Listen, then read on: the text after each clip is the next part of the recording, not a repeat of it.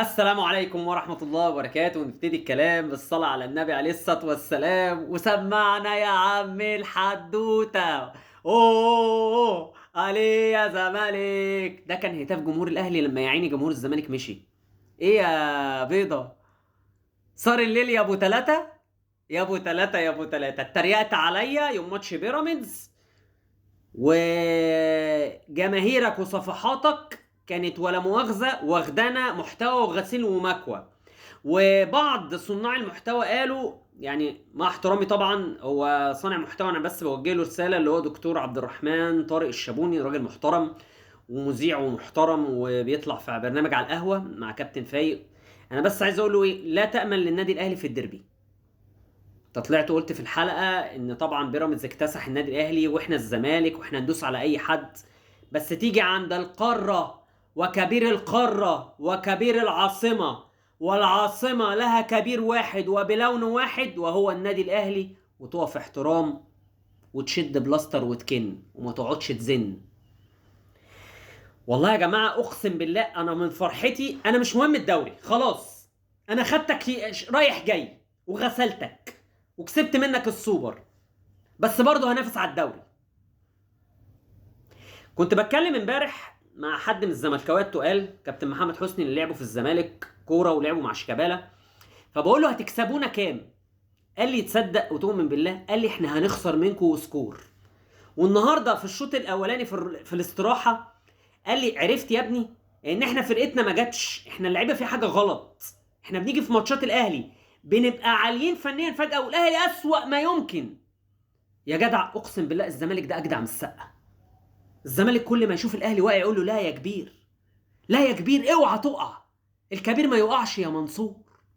ويمد ايده يقول له تعالى اكسبني، رجعني ارجعك للمنافسه تاني. احلى مسا عليكم يا بت يا بيضه يا حلوه.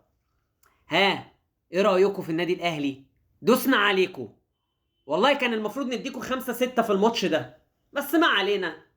وبدأت المباراة بضغط زملكاوي. أول ربع ساعة الزمالك كان حلو منظم أفضل. دفاع الأهلي عشان كان لسه أول مرة يلعبوا مع بعض مش متفاهم شوية وكان في مساحات. جت الدقيقة 4 تسديدة من عدي الدباغ، علت ناحية العارضة ومن فوق، وبعد كده تسديدة من عبد الله السعيد بعيدة عن المرمى، وفرصة ناصر منسي اللي سددها بغرابة بره المرمى. هي غريبة في الدقيقة 13. جت الدقيقة 18 وبداية الاكتساح الأهلاوي، الطوفان الأهلاوي، والهدف الأول بأسيست عالمي من طاهر محمد طاهر على رأسية بن قلبي. يا بن قلبي احنا ما كناش بنقول لك ارحل، لا بنقول لك ايه الحل يا حبيبي. وهدف من بن شرقي يشعل المباراة وتبدأ السيادة الميدانية للنادي الأهلي في المباراة كلها. أحلى حاجة في طرب إن النهاردة ما بدأش بديانج، بدأ بإمام ومروان، وجنبيهم النينجا العالمية اللي جت في الدقيقة 32 من تحول عالمي خطأ من المدافع اللي الناس بتسأل تقول لك هو ليه ما بيلعبش أساسي في في منتخب مصر، حسام عبد المجيد.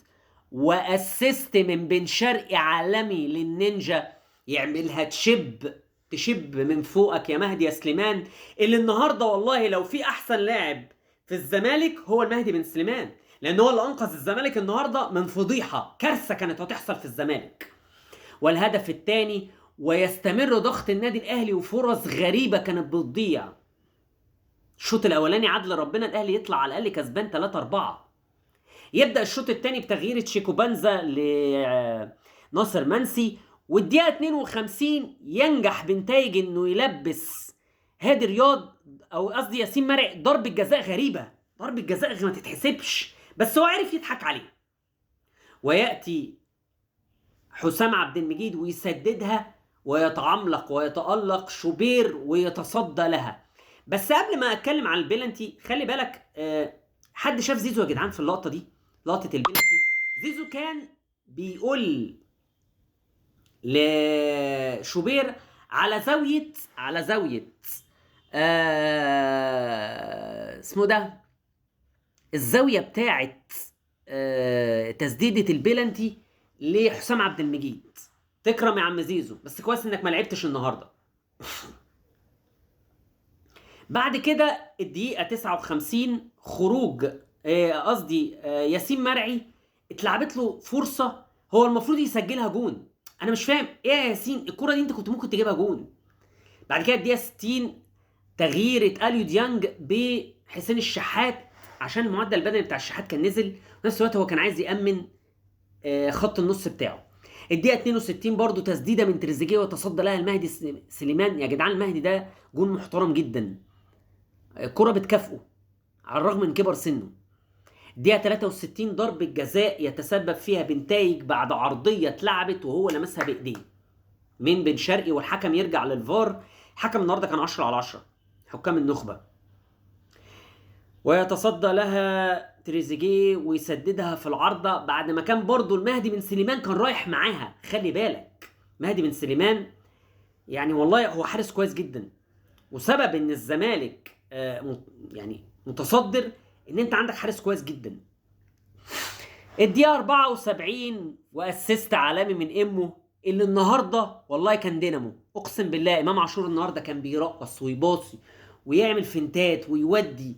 امام ما يعني انا عايز اقول لك يعني احنا زعلانين منك وعليك.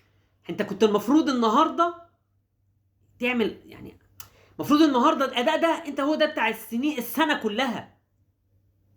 الحمد لله. ويسجل بن شرقي هدف عالمي بلياردو، استلمها هوب اسيست حطها والله كانه بيحطها بايديه، لاست عكس. تيجي الدقيقه 80 طبعا خروج تريزيجيه وبن شرقي ونزول مروان عثمان و بن رمضان. الدقيقه 85 واخطر فرصه للجزيري، اتلعبت له عرضيه وحطها بدماغه مطرقه زي الشاكوش، ويتصدى لها شوبير ويخرجها بيكهام ويتصاب. وبعد كده تغيير بيكهام ونزول يعني خروج بيكهام وطاهر ونزول زيزو واحمد عيد. في حد يا جماعه بس انا ليا لقطه كده وتعليق على اخوان الفينا بزيرة وهو خارج. هو عمل حركه لا تليق هي بالصوابع وهو خارج، كان عاملها ما نعرفش لمين، هل لجمهور الاهلي ولا لمين. اتمنى ان لجنه الانضباط تبص على اللقطه دي في الفيديو، عشان احنا بنتعامل بمكيالين او بنكيل بمكيالين. لعيبه الاهلي لو عملت بس عطست ولا كحت مفيش ادنى اي مشكله، لكن لو لعيبه الزمالك لا عادي، ما تعالى الدنيا حلوه وانت كويس. مبروك فوز النادي الاهلي. والله العظيم انا من الفرحه فرحان وزعلان، فرحان وزعلان. انا عايز اقول لك ان لدرجه ان انت في اخر الماتش كنا بنلاعب لعيبه الزمالك 31 او بمعنى صح في الشارع عندنا اسمها الكلبه الحيرانه. مبروك يا رجاله الاهلي، ومبروك لجمهور الاهلي اللي هو الدعم والسند، واللي صالح سليم قالها من زمان، النادي ده بيكو وليكو، للنادي الاهلي والجمهوره، مش عشان الاداره ومش عشان حد. وهيفضل نسر الاهلي عالي. احنا لا بنتاثر لا باشخاص، احنا لا بنشجع اشخاص ولا ذوي مناصب، احنا بنشجع الكيان النادي الاهلي، لان الاهلي مستمر والاشخاص زايله. اتمنى ان صناع المحتوى الزملكاويه اوعى تقلل، انا بس ليا نصيحه ليكم، اوعى تقلل من النادي الاهلي. انا هفضل كابوسك وانت زبوني، انت زبوني، اتفقنا؟ يعني انت كل ما انا ابقى زعلان اجيبك اخدك اروق عليك اديك التلاتة التمام وبعد كده ادخلك جوه تاني. يلا حبيبي، الف مبروك لرجاله النادي الاهلي ولعيبه النادي الاهلي والكل من يحب النادي الاهلي.